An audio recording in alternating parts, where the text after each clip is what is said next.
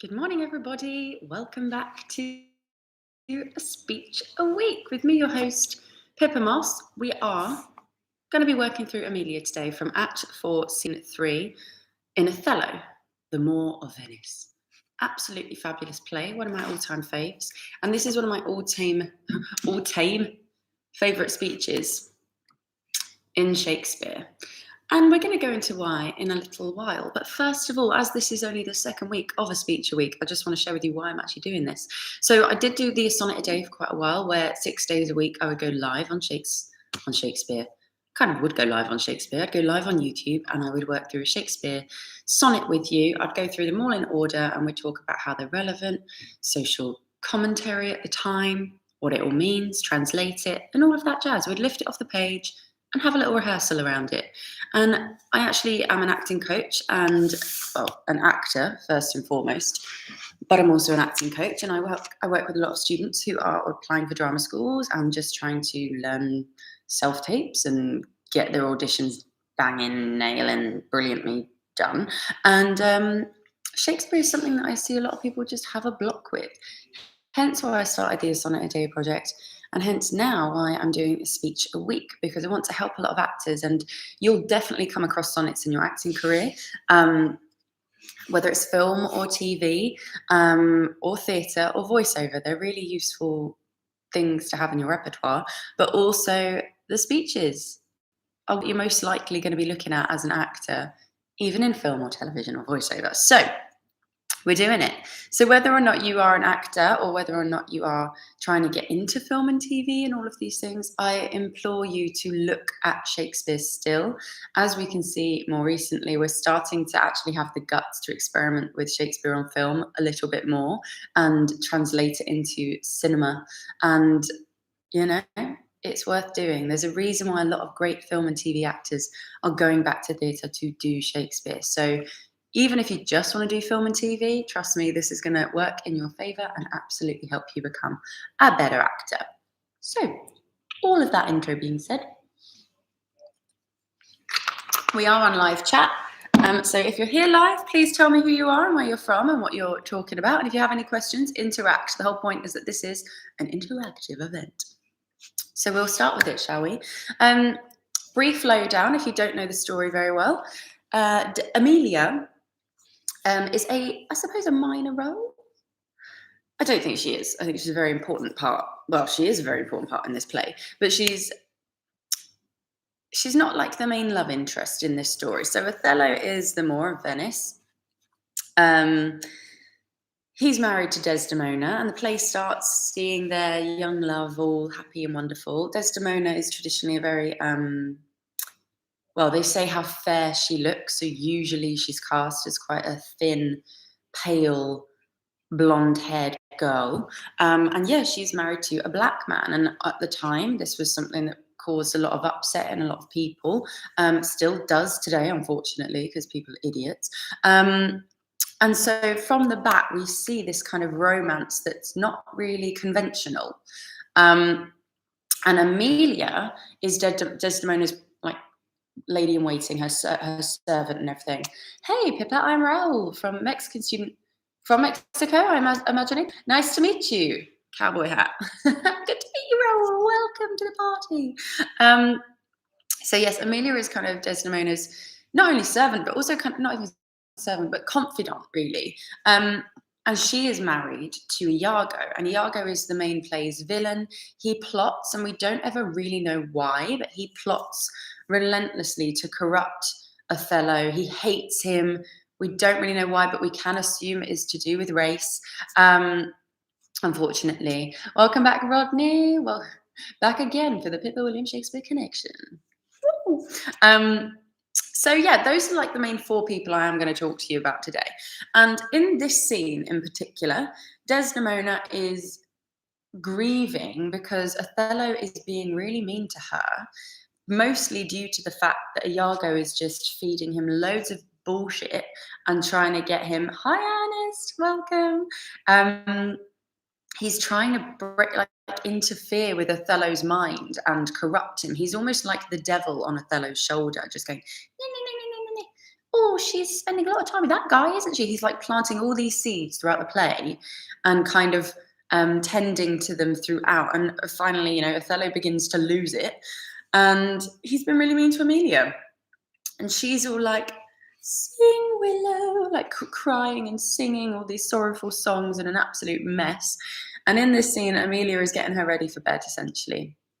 And they're having a chat, a bit like a sleepover. They're having a bit of a chat where one friend is really sad. And I think it's important to remember that she is a friend of Desdemona's. Like, these women are friends. They're living on like an army barracks. They're the only women around. They're the only two women in this play, I think, that we actually see. Unless, of course, we did a gender blind casting or whatever, which I think would be amazing. And I actually really want to see this done with more women in it, to be honest. I'd like Iago to be a woman, first of all. But it does touch on, but it's tricky because it does touch on the genders. And this speech in particular is Emilia kind of having a go at men. And I think quite often I see it as a rallying cry for women to stand up for themselves. And actually, it's not your fault. It is the men's fault.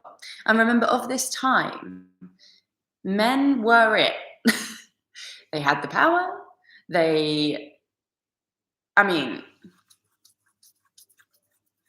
We had Queen Anne and Queen Elizabeth a little bit before. Was it Queen Anne? Oh dear, my brain. But we had some queens in power prior to Shakespeare's kind of reign in the theatre world. Well, during, actually. But still, men had the power a lot of the time. And especially for the ordinary woman who maybe would go and see this show at the Globe, I can imagine this speech would have absolutely just made you break down. I can't quite explain it, but let me read it first of all. I'll lift it off the page. I'm not trying to astound you with my accent. I'm just trying to lift it so you can hear it in a British accent and get a feel for it from someone who has done it and knows kind of about it. So I'm going to start from, it's towards the end of the scene, and it's pretty much Emilia's big soliloquy. It's not even a soliloquy because she's actually talking to Desdemona here, but she's also talking to the audience 100%. I'm going to start from yes, a dozen. So really important to remember, if you haven't got a copy above just now, what Desdemona just says. She says, I do not think there is any such woman. Previous to that, Emilia says, why the wrong is but a wrong in the world. And having the world for your labour, 'tis a wrong in your own world, and you might quickly make it right. Desdemona says, I do not think there is any such a woman. Basically, they're talking about men and women and how there's this difference between them. Emilia disagrees with Desdemona. And this whole scene is not in verse, first of all. It only breaks into verse when Emilia begins, but I do think it is their husband's faults if wives do fall. So that's where the speech begins. That's where the verse speech begins. So let's read it. I will say the yes, a dozen bit just so we've got it. So Emilia begins. Yes, a dozen, and as many to the vantage as would store the world they played for. But I do think it is their husbands' faults if wives do fall. Say that they slack their duties and pour our treasures into foreign laps, or else break out in peevish jealousies, throwing restraint upon us. Or say they strike us, or scant our former having in despite. Why? We have galls, and though we have some grace, yet have we some revenge. Let husbands know their wives have sense like them. They see and smell, and have their palates for both sweet and sour as husbands have. What is it that they do when they change us for others? Is it sport? I think it is. And doth affection breed it? I think it doth. Is it frailty that thus errs? It is so too. And have we not affections, desires for sport, and frailty as men have? Then let them use us well. Else let them know the ills we do, their ills, instruct us so.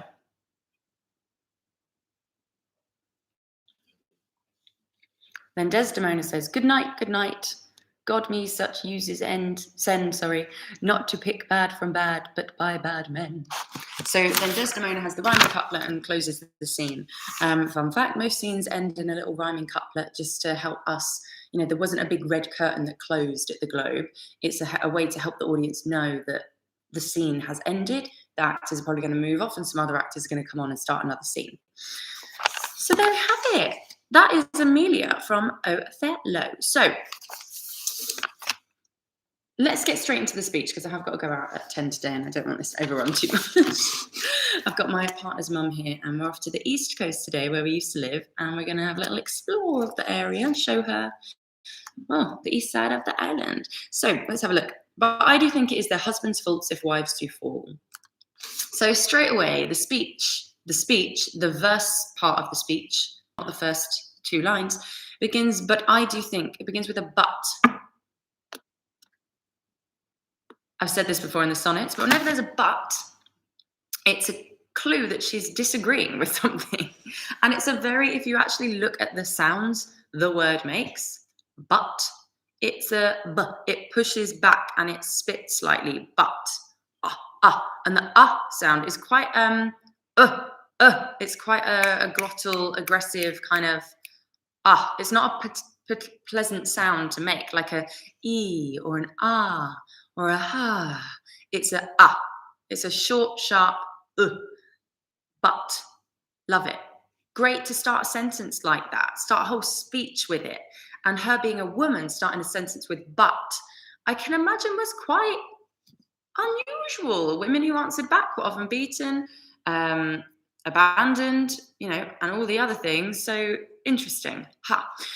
But Ernest says, if men have the power, then comes the responsibility, stewardship. So a woman who fails is a man's failure. And that's it. This is what I love about this speech. She's kind of saying throughout the whole thing, like, well, if they are like that, we're human too. We are the same human race. She didn't say that particularly. But I also think there could be a racial connotation behind this speech. It's like, just because there's I think there were trans people back in those days and, all sorts of, all the other amazing genders that we have these days, but it was kind of a man or a woman, man or woman's world, unfortunately. And it was very them versus us, and that's the difference. And there is men of power and there are women who are weak, despite the fact we had some queens leading up to this, creative, wonderful time when Shakespeare was around. It's still a man's world at the end of the day. But also, like I say about the racial connotation as well, I think it provokes thought in that, well, any color or creed, because considering the lead in the show is supposed to be black, any color or creed, we all have the same palates. We all have desires for sports. We all have frailties and weaknesses. So, we're all going to learn from each other and behave the same way, really. And I think it's such an intelligent speech, and I think it's a real feminist speech, and I think she's just excellent. But yeah, this is also the other argument. It's like, it's the man's fault too. There needs to be some responsibility held because they're setting the example for us. So as a very rough translation, what she is saying in this speech is that if men have these desires and have these reactions and tastes and behaviors, we're going to learn by their example and we're going to do the same thing. So it's actually their fault if we behave the way we do because we're learning it from them. That's a very rough summary of the speech, and I bloody love it. So, as I discussed, that lovely but, we're opening with the but I do think, and again, she goes straight to her, and this is something I've always learned about writing. You shouldn't necessarily always start saying, but I think, and speaking, but it's quite self-centered. But here she's speaking in response to Desdemona and encouraging her to think differently. And I think it's also really important to remember that Desdemona is a wreck right now. Like, she's really upset. She's quite young. She is quite naive, I would say. And I think Emilia has got a lot more worldly knowledge about life and about relationships and about how men often do treat women that Desdemona hasn't experienced. We see her love at the beginning, and it is beautiful and it is strong, and there's no violence or corruption or anything in their relationship, in Othello and Desdemona's relationship. But throughout the play, it just absolutely declines. And I think that hits her hard, and she doesn't understand. And Emilia, she's married to Iago. Iago is an absolute knobhead who is just manipulating. He even manipulates Emilia.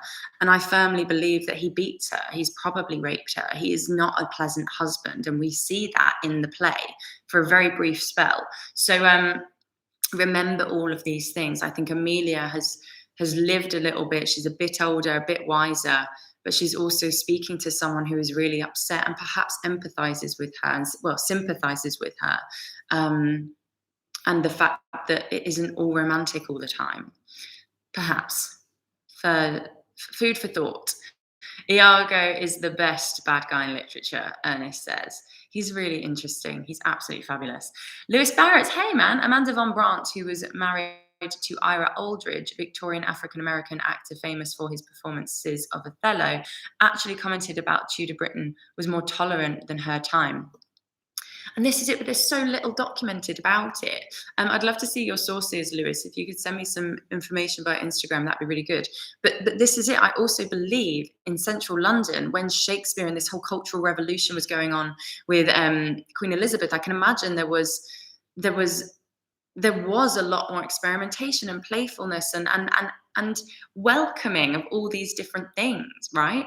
And we know from the sonnets, when the Dark Lady appears, things were moving more in the country. We were getting more racially diverse. It was becoming the mixing pot that it is in England. So I think there would have been a real sense of curiosity and welcoming, but obviously also some people like today who just can't get over the fact that everyone's an individual.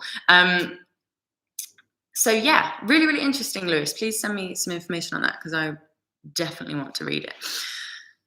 Back to the text then. Let's stick to the back to the text. So I've kind of gone through the context of the play and the fact that these two women were having very different relationships. And maybe Emilia's relationship with Iago was just like Desdemona's and Othello's.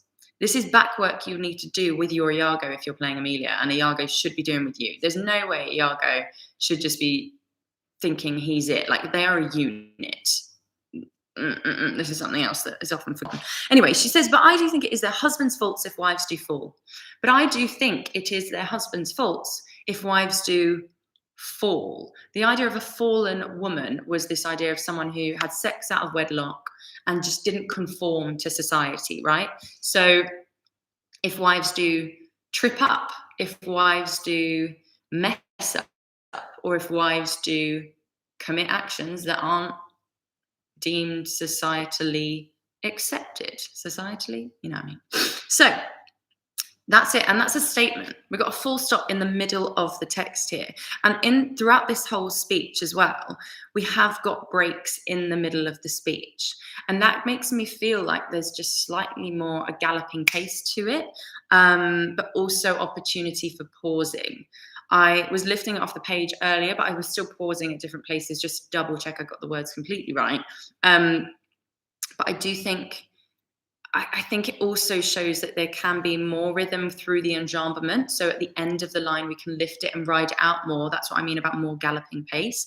But also with the punctuation in the middle of the line, I feel like she might be stopping and starting herself more to help Desdemona, because she's not just saying, no, Desdemona, you're wrong. All men are idiots. And actually, if they're doing, I think Desdemona is really upset and she can't quite believe that this is happening to her. So I feel like there's some staccato in there to help her break it in gently to Desdemona. But I do think it is their husband's faults if wives do fall. Say they slack their duties and pour our treasures into foreign laps. And again, this is kind of set in a military setting, this whole play. So the idea of foreign lapse, well, actually, just let me break that down, because again, I feel like it's quite straightforward, but I've known this for ages. Say that they slack their duties. Lovely uses of the words here as well in the language. Say that they slack. We've got that hiss, ack. Again, another short glottalized almost sound. It's not a pleasant sound. Ack. This kicky k sound. Say that they slack their duties. That they slack their duties. Lovely, lovely sounds, and thes and theys and everything. So say that they don't fulfill their duties. And pour our treasures into foreign laps. And so pour our treasures, read that how you will. Personally, I think it is a sexual thing. Pour our treasures, so what should be the wife's treasure, into other laps. So a lap is obviously on top of your thigh. So I'm picturing either gold being poured out of a bag and put onto somebody else's lap that should be yours perhaps, but also sexually, I think she is talking about the act of ejaculation. So yeah, say that it's pour our treasures into foreign laps as well. So this is why I was bringing up the military thing as well. I think she's saying that there's people from overseas, people that aren't local. And in a marriage, the most local you should be is your husband and wife, right? That's it. Anything foreign out of marriage is not good. That's not part of the marriage, right? Didn't articulate that very well, but makes sense in my brain. So yeah, she's saying, say that they slack their duties, slack their responsibilities, like Ernest was saying, and pour our treasures into foreign laps. The fact that it's laps, in fact, let's look up laps quickly, because I am just thinking literally about like, oh, sit on my lap or whatever. But there's maybe another meaning in there. I can't quite recall. So lapse with an E is to fold over or around something, envelop entirely, swathe, to fold over into layers. And yeah, of course, lapping someone on the track. But it does say here, lap is the surface created between the knee and hips of a biped when it is in a seated or lying down position. And the lap of a parent or loved one is seen as a physically and psychologically comfortable place for a child to sit, or a loved one to sit. So there you have it. I think it is literally meaning lap, and I do think there is a sexual connotation there. Rodney says, doesn't Iago feel like he was passed over by Othello and cannot get around that? Yes. So there is talk about, it's not the only reason, I think, and I'm not... People have said that it's because Othello was passed up and Iago doesn't like the fact that he, or if it is racially charged, a black man has surpassed him in rank. But I think there's more to it than that. Iago, Baron Scarpio, Tosca, and Barnabas, Victor Hugo-based opera La Gioconda, are considered the three absolutely best operatic villains ever. Rodney is our resident operatic genius. I will have to look into those. Do you find any similarities between them? Like what? Obviously, they're villains, but I don't know those operas very well. I'm surprised I haven't really heard of the Victor Hugo one. Let me know. I'm intrigued. But yeah, I think there's a lot more. I think Iago is just evil and just relishes the sport of messing it all up. And I think that's also as well what makes him so interesting as a character.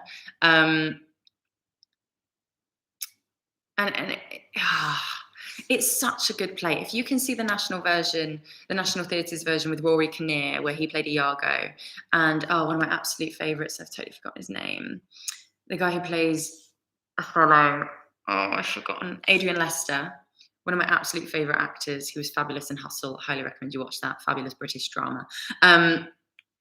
Drama, comedy, fun show. It's phenomenal, and everything is so well done. And this speech was very well done. I loved it, absolutely loved it. Anyway, back on to Emilia. Say that they slack their duties and pour our treasures into foreign laps. semicolon, or else break out in peevish jealousies, throwing restraint upon us. So then she's given another example of how they might slack their duties. So she says, or else break out in peevish jealousies. Peevish to me means really kind of youthful and dumb and not dumb, but young and immature. So let's just quickly look up peevish. It says a querulous, intemperate mood or fretful, a peevish child, marked by ill temper, spiteful. Some other synonyms are irritable, petulant, pettish, prickly, raspy, ratty, short-tempered, snappish, snippety, stuffy, testy, waspish. And I absolutely think that Iago is very waspish as a character. So she says, what if they just break out in petty jealousies? So what if they just get paranoid, throwing restraint upon us? And again, this idea of throwing a restraint on someone, petulant, says Irvi, yes. And Rodney says, yes, similarities, core evil, just pure enjoyment of being evil.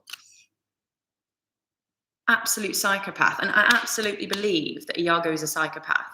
And those characters as well. Also, really do some research on psychopaths. If you're an actor, it's really, really interesting what the actual scientific meaning of a psychopath is. It's been developed over recent years, but there's psychopaths and sociopaths. Look, it's really interesting. Look it all up because you'll find that certain characters are definitely these kinds of people. Throwing restraint upon us. If you just throw restraint upon someone, throwing, handcuffs or chains around someone, I love this idea of throwing it. It's kind of just throwing it, just yobbing it over and not really caring about the outcome, right? It's this idea. I think it's reckless. It reminds me of a reckless thing to do. And if you're peevish, being peevish and petulant, and then you just react off of that by clamping down on someone, it's bullyish behavior. And I think it's a really lovely line. Or else break out in peevish jealousies, throwing restraint upon us. So they become jealous. And so what? They imprison us. They tie us up and put a restraint around our ankles so we can't go anywhere. She's kind of really highlighting the behavior of men, especially at this time as well.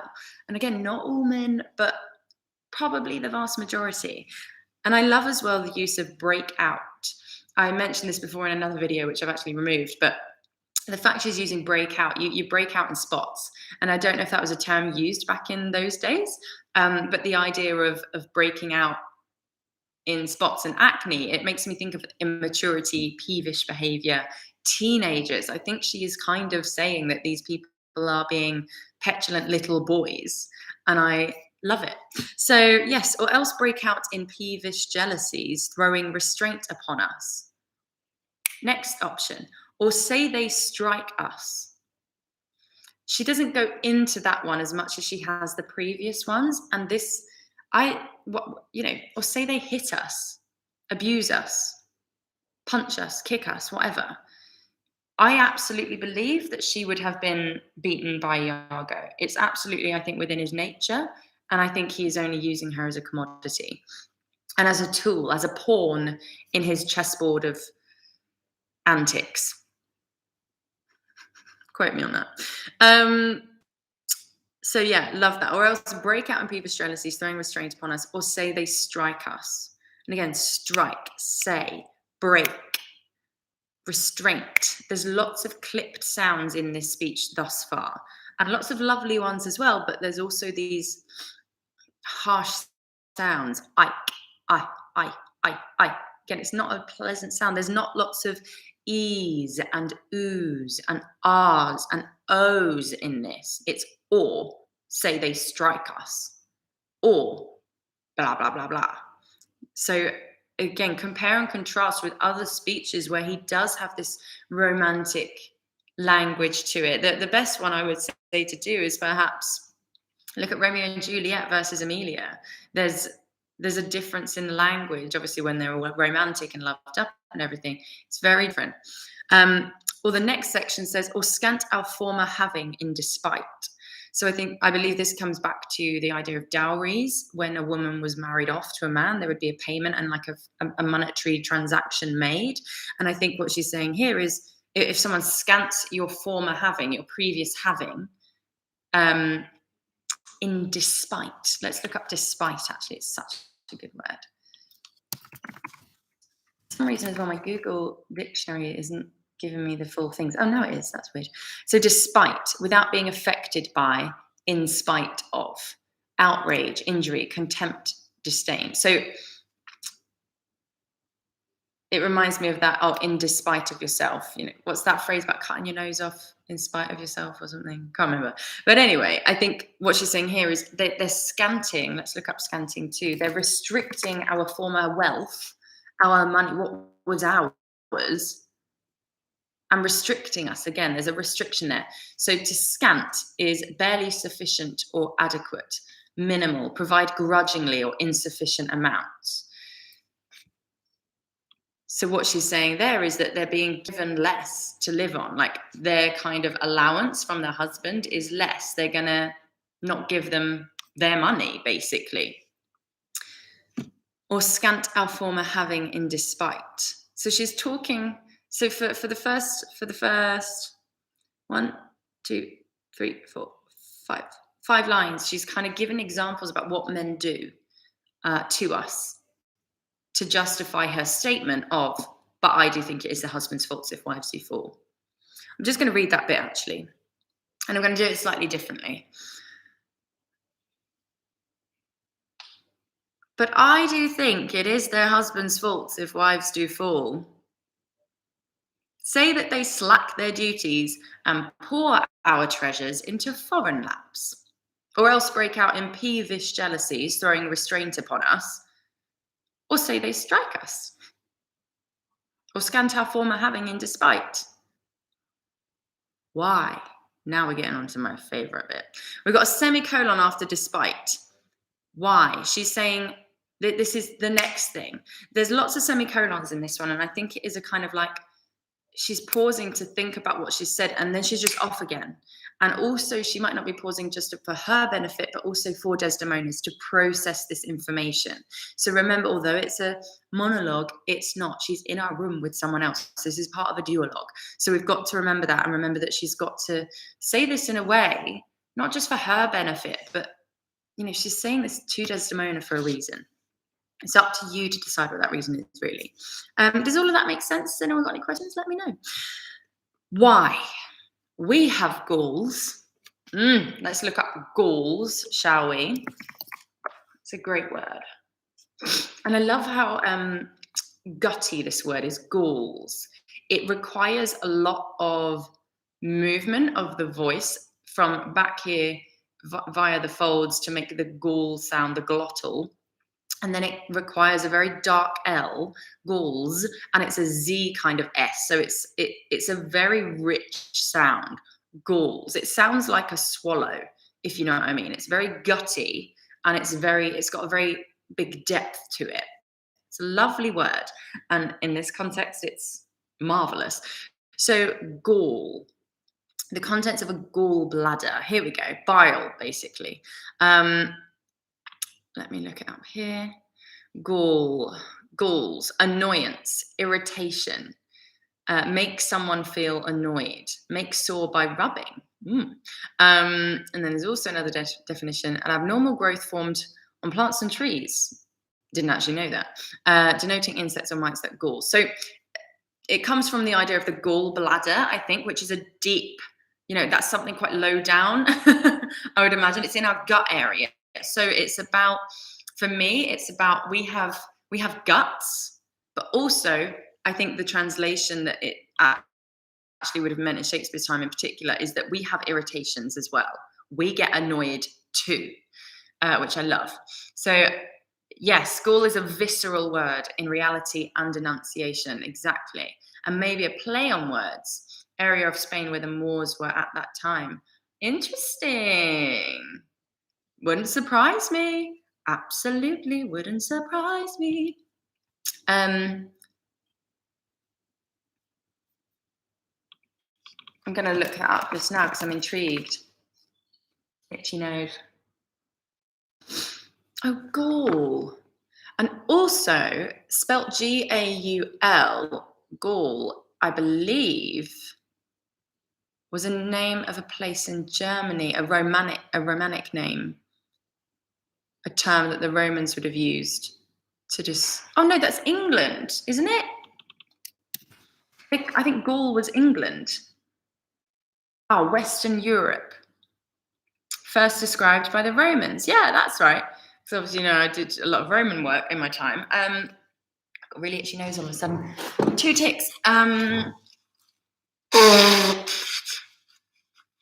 It was inhabited by the Celtic and Aquitani tribes, encompassing present-day France, Luxembourg, Belgium, most of Switzerland, and parts of northern Italy, Germany, Netherlands. Or was it France? I think it's France. Anyway, I'm not here to do that. But anyway, interesting. Hey, so there's loads of different meanings. Rodney says, good catch, EL. 100%. Really interesting. I didn't know that. I didn't clock that. Fabulous. Well done. So while we have Gauls, and though we have some grace, yet have we some revenge. There comes that final full stop. So this whole time, after her first initial statement, but I do think it is their husband's fault if wives do fall, lovely galloping rhythm on that da-da-da-da-da, she is doing semicolons. She's doing semicolons. Brilliant way to put it, Pippa. She is doing semicolons up until this point. Why we have Gauls, and though we have some grace, yet have we some revenge. It's such a good freaking line, that bit. Why we have Gauls, and again, why? It's like there's no exclamation mark there in my version, but it is this kind of why, like, well, why? We have Gauls, we have irritations of our own, and though we have some grace, remember, women were supposed to be this kind of graceful, eloquent, well-versed, good at sewing, good at music, good at talking, good at looking pretty, good at creating male heirs for the men. They're meant to be very graceful, delicate flowers, right? But she's saying here, and though we've got all this grace that is thrust upon us, and it's the way we are, or meant to be, yet have we some revenge. And again, another yet, like a but. It's yet. It's a short, sharp sound. Yet have we some revenge. She's saying, and again, it's a full stop. I think I'd put an exclamation mark there. Yet have we some revenge. Yet let us have revenge. That is what she's saying there. Let us have revenge. And it makes me smile because I can imagine like the fire in the audience's belly, the women in particular. I don't think, and especially, right, I've got to go into this because I think it's really, really important to remember. A man would have been saying this. And when Shakespeare's women were portrayed, they were portrayed by men. However, it could have been any kind of man. They were often young because they wanted the voice to stay quite high. But at the same time, these men would have been very serious, committed actors, and they wouldn't have just made all of the women pantomime characters. And a lot of people think that. No, like the story would be, every play of Shakespeare's would not work if it was done that way. These women have to be portrayed as truthfully as possible. And I can guarantee you there would have been male actors, lots of whom we don't really know the names of still, which is unfortunately the case, but a lot of male actors whose main job was to be the female characters and do them well and do them truthfully. And so I'm sure in some of the comedy plays, like in Twelfth Night, when Olivia was played by Mark Rylance, he played it very comically, but he also played it very, very truthfully. His acting is fantastic in that. You can actually see a scene of that on YouTube. I highly recommend you guys watch it because I think you'll enjoy it. But there's truth and there's heart, absolutely the crux of the characterization. So with this, being a woman in the audience, listening to a woman say this, I can imagine your gut would have been wrenching because a lot of this would have happened to you. You'd have had your husband cheat on you. You'd have had your husband become jealous for no reason and therefore lock you away in a house. Like, it was literally like that sometimes. You would have had your husband hit you. You'd have had your husband not give you any money so you couldn't live. Treat you like a slave, essentially, you know?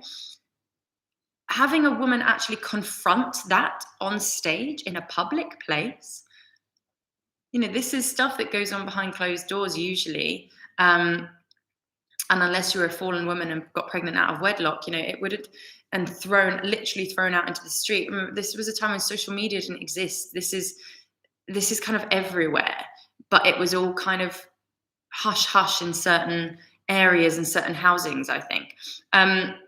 And it says, so would a black woman be played by a white male in drag and in blackface? Yes, I think so. I think so. I don't know entirely, but there weren't that many black actors in London at the time, as far as I'm aware. However, of course, Lewis has said that Amanda Von Brandt, who was married to Ira Aldridge, who was a Victorian African-American actor, but this was a Victorian thing, I imagine they would have had someone wearing blackface. Yikes, right? I know, but this was it's only 400 years ago. Oh my goodness. And there was still so much racism going on. And we were colonizing at this time. Slavery was happening, like it was a real thing. So I don't know. I really don't know. I don't know if we'll ever really know, apart from speculate all these things from the few accounts that we maybe have. But I would say that Othello would have most likely been played by a white male wearing blackface. And I also think that, like I said, all the women would have absolutely been men wearing makeup and wigs and dresses to depict female women, you know what I mean? Female identifying characters. So Emilia here is asking for revenge. She's just listed a few examples about how men's behavior is going to dictate our own. And then she says, yeah, have we some revenge? And this is the bit that gives me goosebumps every time I say it and see it and hear it. Let husbands know. The audience would have been jam-packed filled with husbands. And actually, I should have done this research beforehand, but depending on who was reigning at the time that Othello was officially presented, Queen Elizabeth was known for not marrying. She came after, it was Queen Anne, isn't it? I feel like I'm being really dumb here. I don't want to look like an absolute melon.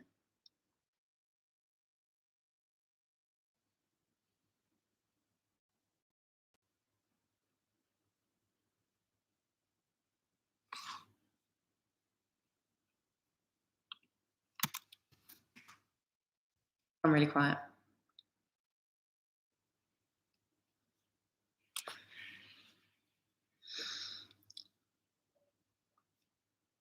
Why have I got my names mixed up? No, Mary. That's what I'm saying wrong. Oh God, I bet you think I'm really, really silly. Hey, mistakes are there to be made. Queen Mary. It was Mary, Queen of Scots, wasn't it? If that makes any sense. I'm thinking out loud in my head now.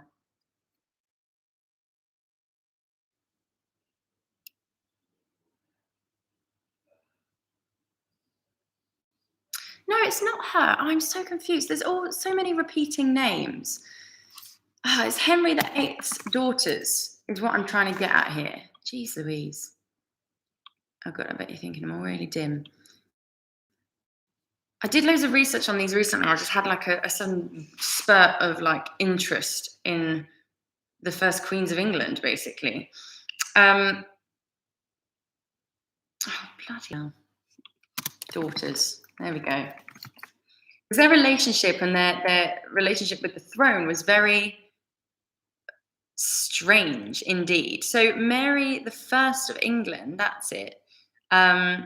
Bloody Mary. Here we go. Right. So Queen Mary the First was the first queen of, yes, Bloody Mary. Right. I don't know how I missed this or forgot, but yeah, Bloody Mary was the first queen of England, right? And this was, she set the precedent for her, like queens having the same rights as kings and all of this stuff. She was the first female power, like proper power in England at the time. She was succeeded by Queen Elizabeth I. And that reign, the Elizabethan age, is what we think of when like there's this creative boom. But Queen Mary actually kind of set, yeah, it is Mary. I get mixed up with Mary, Anne, and Elizabeth because there's so many queens with the same name. The Crown didn't cover this time frame, so I'm lost. So essentially, King Henry VIII had 2 daughters, and Queen Mary, I can't remember which mother she came from, she was like basically the first Queen of England after lots of complicated stuff going on. She was what you should watch is Mary, Queen of Scots, with Saoirse Ronan and Margot Robbie in it. Watch that. It will really, really help you. And I got a friend in it as well. You'll see him in there lots. Essentially, she kind of laid the foundations for queens ruling England. And after she died, Queen Elizabeth stepped in and kind of carried on all of her work. And although they had opposing religious ideals, they Mary, Queen of Scots, never ascended to the London throne. What did I say? Oh, I'm thinking of something completely different. Do you see what I mean? I'm getting really, really mixed up here. Wow. So watch that film anyway, because it's really interesting to see about the conflicts of these people and their ideals. But the Mary, I'm trying to explain this very well, and I haven't articulated this because I wasn't planning on talking about this at all. But Mary I of England married a Spaniard. But this is what I'm going to talk about now. I mean, watch that film still. It's really, really good, but it's absolutely nothing to do with this. I'm still just spitballing here because I'm thinking of that film and I absolutely loved it. And it made me go down this wormhole of Mary I and Elizabeth I of England. She married a Spaniard. He abandoned her because she never really gave him an heir and all of this sort of stuff. And it was all kind of going a bit wrong. She was a lot older and she was dying out. Elizabeth stepped in and she never married anyone. So if she was watching this play, this is what I'm trying to get to here. If she was watching this play and Emilia was saying, let husbands know their wives have sense like them, they see and smell. Or if Queen Mary, Bloody Mary, was watching this play, it would have had a really different feel to it for both of those women.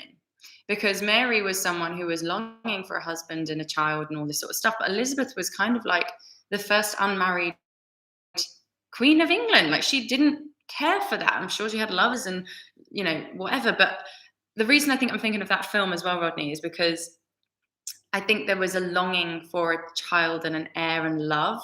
And basically there's a similar rivalry between the 2 queens in that story as this one. And I keep picturing Saoirse Ronan and Margot Robbie as these characters, and I keep bleeding them together. But the idea is that if you were a woman watching this is what I'm trying to get to here.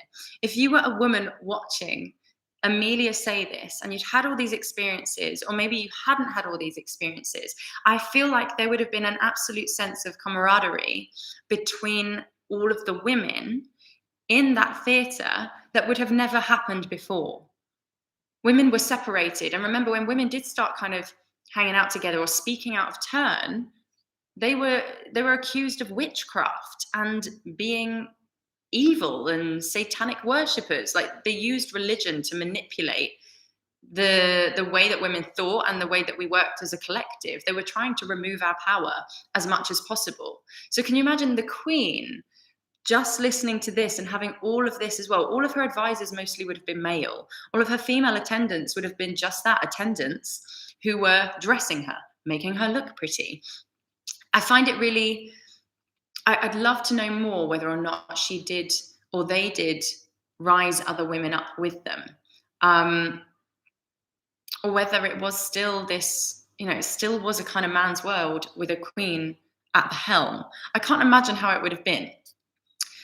I feel like this is a rallying cry and a warning to the men in the audience. A rallying cry for the women and a warning for the men in this audience. Let husbands know. Coming back to the text now, I got very distracted then, forgive me. Let husbands know their wives have sense like them. They see and smell and have their palates both for sweet and sour as husbands have.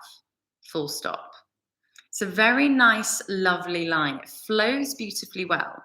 So what she's saying here is let husbands know, let all the husbands know and understand that their wives have sense like them. They have senses just like them.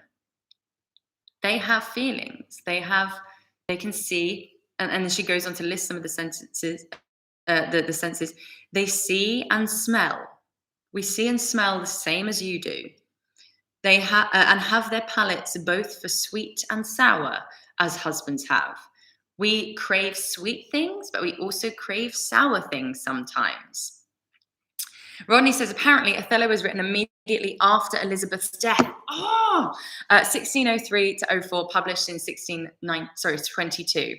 Let husbands know, not let men know. Fantastic, Ernest. Thank you for researching that for me, Rodney. I actually should go through the timelines and see when they were performed and written in more depth. I definitely looked that up years and years and years ago, but I can't actually remember. I'd love to have a list and have them all proper in order. In fact, it's probably in my complete works, to be honest with you. They probably do say when they were written and published, but so interesting. I think Elizabeth would have loved this speech, really loved this speech. And I think Queen Mary would have loved this speech as well. And being a queen, like it doesn't surprise me that they didn't see this, because I think this speech could have had the power to provoke a response in them that would create a reform in the way women are treated.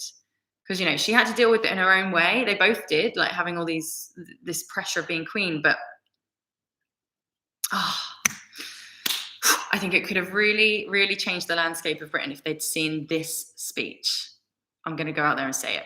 Almost saying that women had no standing till they became wives. Yeah, and it's true. They didn't. You were a daughter, and you were a daughter of some other man until you were the wife of another man. That's it. I'm going to have to wrap this up pretty quickly because we're going out at 10 o'clock. It's so good. So she's talking about the senses, how women have the same senses as these men, as these husbands have. Exactly what Ernest says. She doesn't say let men know. She says let husbands know. These men who are supposed to be our partner, our dutiful other half, our loves, our defendants, our heart, you know. Marriage is meant to be a lovely thing, a union of two hearts becoming one, and yet it often wasn't. It was often used in politics to create alliances, like in Queen Mary. She married a Spaniard, which was because of religious reasons, to try and get more allies together. Isn't that sad? So sweet and sour as husbands have. And then we've got the question section where she starts answering her own questions. But remember, even if she's doing a monologue, Desdemona doesn't say anything after these questions, but I'm sure she is still thinking about answering these questions. What is Emilia asking me here? Really important if you're an actor to ask the questions properly. Even if you don't want a spoken answer, you want the person to absorb the question and start to think about the answer, to get them thinking differently. That's why we ask questions. So she says, what is it that they do when they change us for others? What is it that they do when they take their wives out and put someone else in? What is it they do when they cheat on us, basically? Is it sport? Remember, sport is like good times. Is it jovial? Is it fun? Is it sport? Is it sport? She says, I think it is. And the rhythm of this is lovely. I think it is. And doth affection breed it? I think it doth. So affection. Let's just define affection super quickly. We've got another note here. And it says, almost saying that women, no standing till they became wives.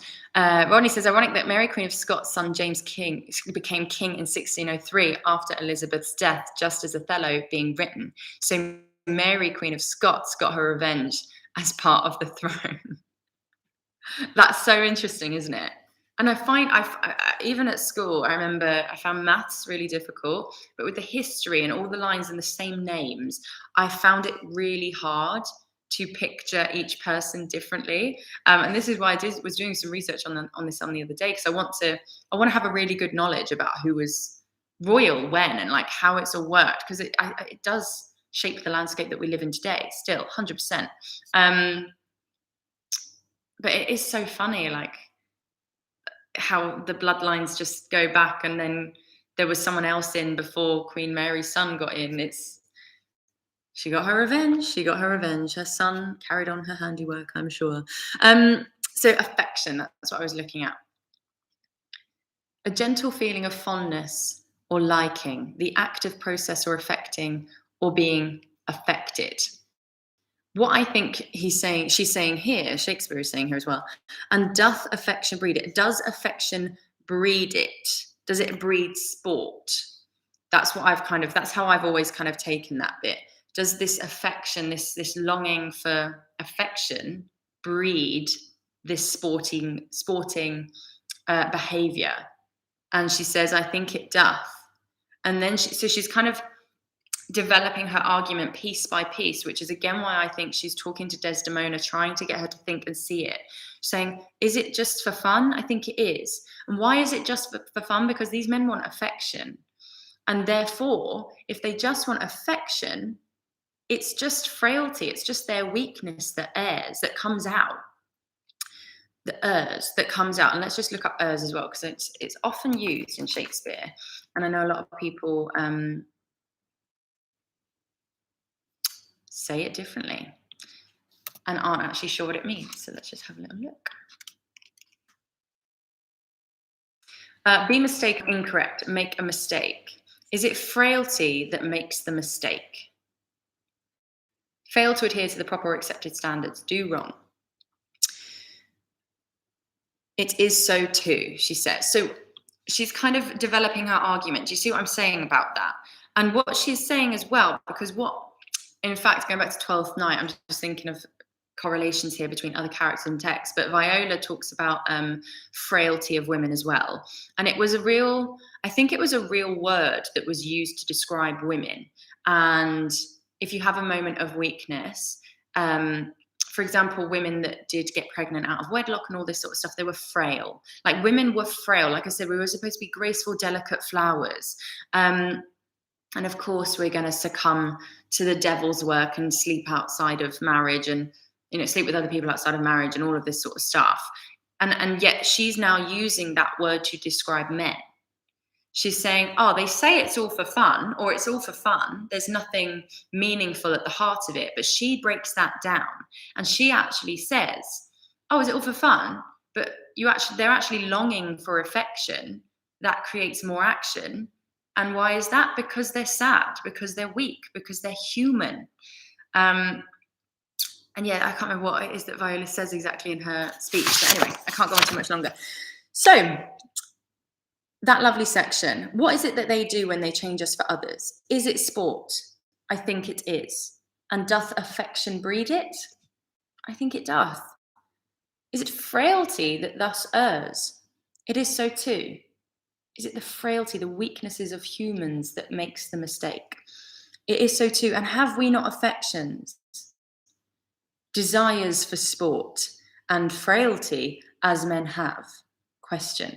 Have we not got the same feelings? Do we not have affections? Do we not want to be loved? Do we not want to have fun in sport? Do we not have frailty? Do we not make mistakes just like men do?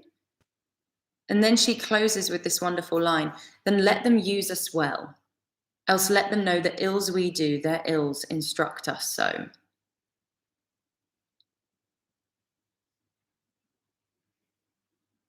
Let them use us, and let them use and abuse us, let them do what they want, and else let them know that ills we do, their ills instruct them so. And let them know that their ills, their bad behavior, instructs us on our bad behavior. Well, not even bad behavior, our behavior, your behavior, instruct us on our behavior. But again, that lovely, lots of dark L's. Then let them use us well. Else let them know that ills we do, their ills instruct us so. Payback is a mofo, says Ernest. Absolutely. So there we have it. I'm going to read it one more time / lift it off the page one more time for you. I do know this speech, but I don't want to mess it up when I'm doing it live, so I did keep looking at it, but I'll try and not keep looking at it too much. But if you've got any questions, comment below. And any reading up on any of the things that Lewis was talking about would be amazing. Comment them below as well, just so I can do some further research. And I still highly recommend that you watch Mary Queen of Scots because it's a brilliant play. And I think it shows this conflict between the genders as women in positions of power at a time when the government was traditionally, well, the royals and everything, it was traditionally a man's world. So although that's not the correct Mary that I was thinking of initially, although I was thinking of Anne to begin with, have a little look. Have a little look. It's a really good film. What's next on Breakfast with the Bard? Good question. I actually haven't thought about that yet, my love. I'm going to have to think about it. It's been a crazy week with James's mum. It's been lovely. But I actually haven't scheduled them yet. So bear with me. I'll drop you an email. But what did you think? Let me know as well in the comments or in the side. I really want to know. Let's do the speech one more time because I've got to go.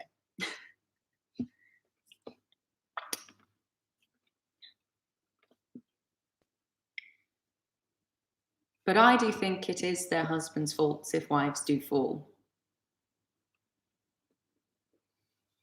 Say that they slack their duties and pour our treasures into foreign laps. Or else break out in peevish jealousies, throwing restraint upon us. Or say they strike us. Or scant our former having in despite. Why, we have galls. And though we have some grace, yet have we some revenge. Let husbands know their wives have sense like them. They see and smell and have their palates for both sweet and sour as husbands have. What is it that they do when they change us for others? Is it sport? I think it is. And doth affection breed it? I think it doth. Is it frailty that thus errs? It is so too.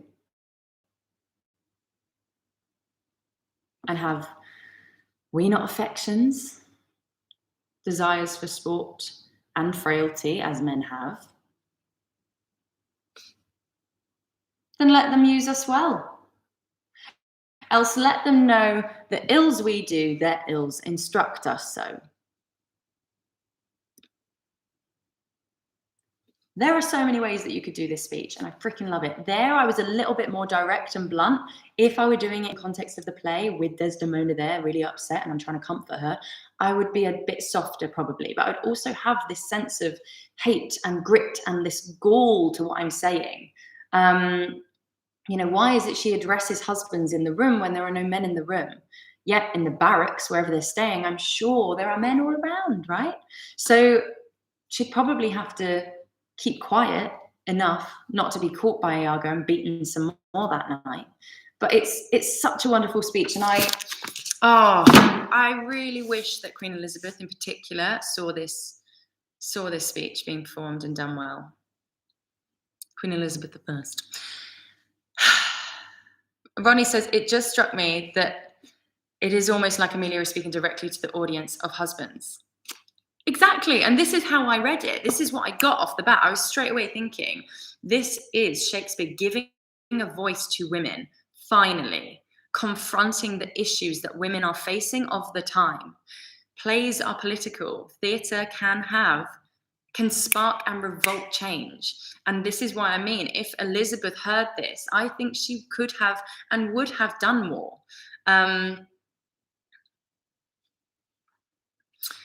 Oh, gosh.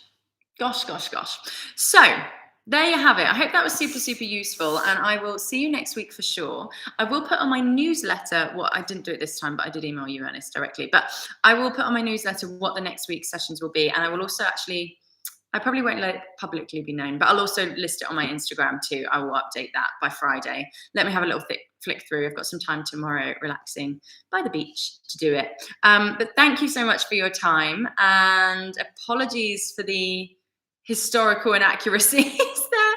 I didn't plan on going down that road, but I did. And as a result, you got an insight into how I struggle with the timelines of all these things, but we got there in the end. And I absolutely am loving this.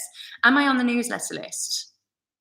I thought you were. I will add you to the newsletter list. I'm also going to put them on my website like a blog, so you can just read through them. I talk about all sorts of things, but mostly acting, of course.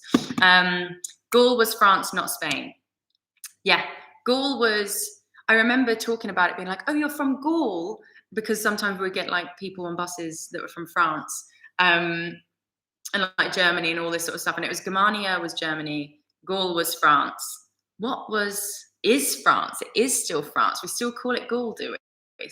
So I don't know that. What's the other one that we had? Can't remember. Anyway, I'll leave it there because I really have got to run. But a real pleasure seeing all of you. And I will add you both to the newsletter list. If you put your emails below, or if you go to my website, you can actually sign up and do it. Although I think my website is a bit out of action at the minute. I'm very unorganized this week, in case you can't tell. I'm on holiday mode. So I will be in touch with all of you. I'll let you know what the next the next speech a week will be, and we will get there. Pleasure to see you all. Goodbye.